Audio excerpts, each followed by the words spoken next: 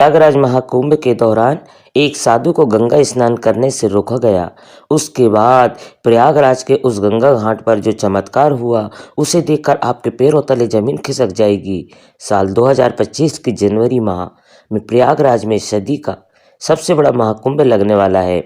यह महाकुंभ हर वर्ष 12 साल में एक बार लगता है, यानी इस महाकुंभ का बहुत अधिक महत्व रहने वाला है। गंगा में स्नान करने का महत्व रहता है। इसी वजह से देश और दुनिया में कई लोग प्रयागराज के इस महाकुंभ में पहुंचने वाले हैं। लेकिन अभी हाल में जो घटना सबके सामने निकल कर आ रही है, उसने सभी के होश उड़ा दिए। जहां पर एक साधु महाराज को गंगा नदी में स्नान करने से रोका गया। कोई भी महाकुंभ साधुओं को बिना अधूरा है, क्योंकि यह साधु संतों के आगमन और स्नान से ही संपूर्ण माना जाता है। देश भर में साधु महाकुंभ शुरू होने के कई दिनों पहले प्रयागराज पहुंच जाते हैं।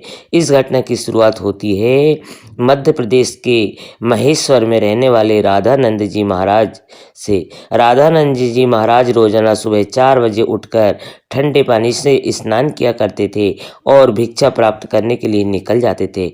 उन्होंने अपने जीवन काल में सांसारिक सुख को त्याग करके कई तपस्याएं की और कई सिद्धियां हासिल की।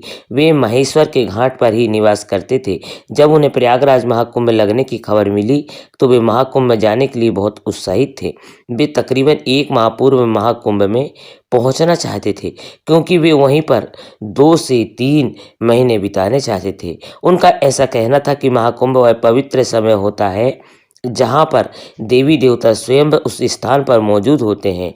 वहाँ पर तप करना, साधना करना, भगवान का ध्यान कर बहुत ही ज़्यादा फलदायी होता है। अगले दिन सुबह राधानंद जी महाराज जब प्रयागराज पहुँचे तो सुबह के 4:30 बज रहे थे। सुबह 4 बजे उनका स्नान करने का दैनिक नियम था। उन्होंने सोचा क्यों ना आज गंगा नदी का पवित्र स्नान किया जाए, और वे प्रयागराज के गंगा घाट पर पहुंच गए। उस स्थान पर गंगा नदी की सफाई का कार्य चल रहा था।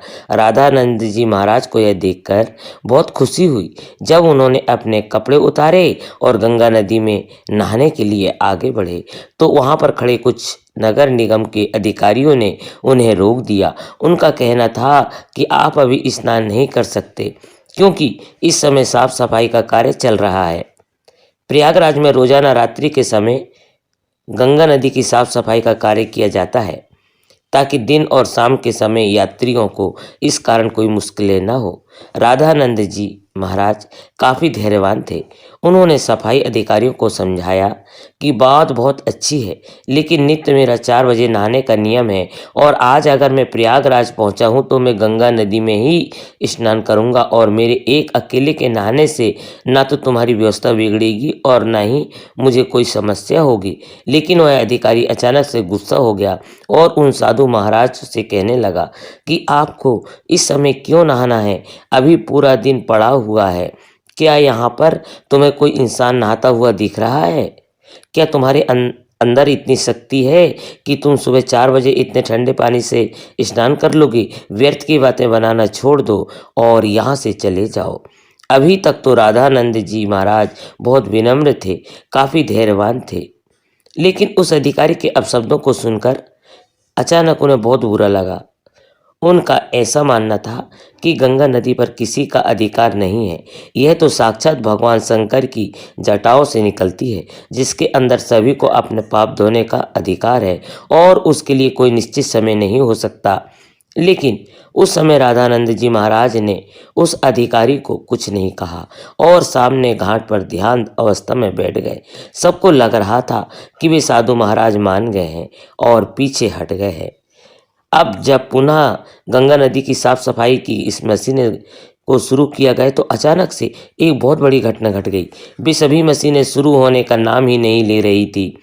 ऐसा लग रहा था मानो वह जाम हो गई हो या उनके अंदर बहुत सारा कचरा फंस गया हो।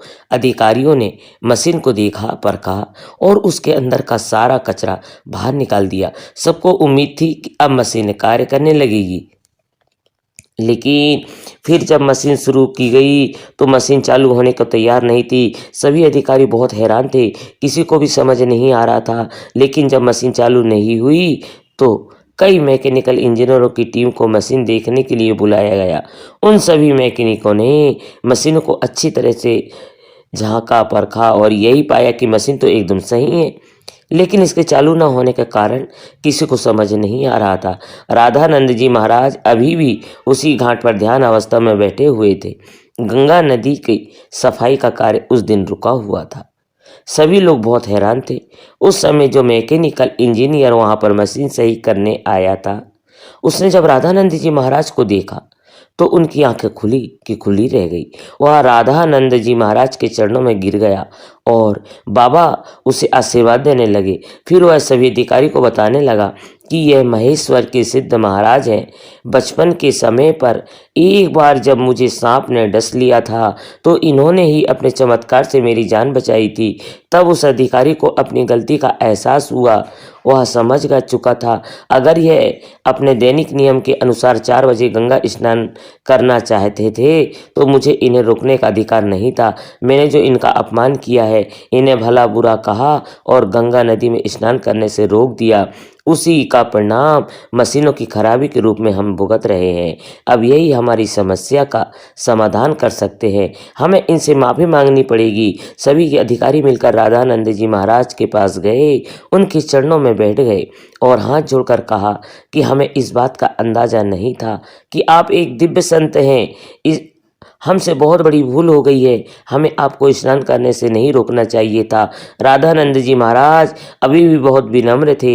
उन्होंने अधिकारियों से कहा कि यह जरूरी नहीं है कि कोई संत चमत्कारी होंगे तभी ही उसे गंगा नदी में स्नान की अनुमति दी जाए। गंगा नदी के ऊपर साधु संत का सबसे पहला अधिकार है। सभी अधिकारियों ने उनसे हाथ जोड़कर कहा, अब आप गंगा नदी में स्नान कर सकते हैं। हम आपसे बहुत माफ़ी चाहते हैं। राधानंद जी महाराज समझ चुके थे कि सभी के सभी अधिकारियों को उनकी गलती का एहसास हो गया है, उनका अभिमान दूर हो गया है। उन्होंने विनम्रतापूर्वक उन अधिकारियों से कहा कि तुम चिंता क्यों करते हो, अभी समय कहाँ बीता है, जरा अपनी घड़ी में समय तो देखो, आखिर क्या वजह है। जब सभी अधिकारियों ने अपनी घड़ी में समय देखा तो उनके रोंगटे खड़े हो गए, क्योंकि उस समय सुबह के 4 बज रहे थे। किसी भी अधिकारी को यह समझ नहीं आ रहा था आखिर इतना बड़ा चमत्कार कैसे हुआ। आखिर राधानंद जी महाराज ने अपने चमत्कार को समय में कैसे पलट दिया। इतना बड़ा चमत्कार देख सभी अधिकारी उनके चरणों में गिरकर बाबा की जयकार लगाने लगे। इसी चमत्कारी घटना के बाद सब लोग उन्हें मान गए और उनके दास बन गए, जिसके बाद वे सुबह 4 बजे अपने नित्य कर्म के अनुसार वे गंगा नदी में स्नान करने पहुँचे और उधर मशीनों को फिर से काम करना शुरू कर दिया गया। सारी मशीनें एक साथ चालू हो चुकी थी, जिससे प्रमाणित हो गया कि मशीनें केवल राधानंद जी महाराज के इशारे का इंतजार कर रही थी। जैसे ही उन्होंने अधिकारियों का अभिमान चूर किया और गंगा नदी में स्नान किया, वैसे ही फिर से मशीनें चल पड़ी। यह बहुत बड़ा चमत्कार था जो हाल में प्रयागराज के महाकुंभ में हुआ है। वास्तव में दोस्तों, यह भूमि साधु संतों की भूमि है। यहाँ पर साधु संतों का ना तो अपमान किया जा सकता है और ना ही उन्हें छोटा समझा जाता है। इस देश का हर संत इस देश के लिए कुछ ना कुछ करता है और भक्तों को आध्यात्म के मार्ग में जोड़ता है। हमें कभी भी उनका अपमान नहीं करना चाहिए और ना ही उन्हें छोटा समझना चाहिए। इसी पूरी घटना को लेकर आपके क्या विचार है, हमें नीचे कमेंट बॉक्स में ज़रूर बताइएगा। अगर वीडियो आपको पसंद आई हो तो लाइक ज़रूर करें, साथ ही चैनल को सब्सक्राइब कर बेल आइकन को प्रेस कर दें। हर हर महादेव।